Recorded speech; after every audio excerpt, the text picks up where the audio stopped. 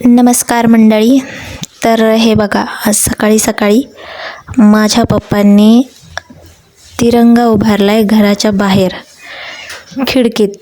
तर त्याचं कारण असं होतं, सगळ्यांनाच माहिती आहे, सगळेच भारतीय आपण आनंदी आहोत. ऑपरेशन सिंदूर सक्सेस झालं आणि आज आहे 8 मे.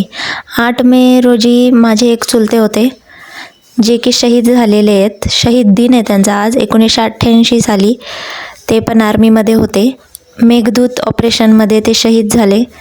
त्यांचं पूर्ण बटालियन बर्फाखाली काय म्हणतात पुरून गेले होते. त्यांच्या डेड बॉडीजही भेटल्या नव्हत्या आणि त्यामुळं माझे पप्पा त्यांना खूप मिस करतात.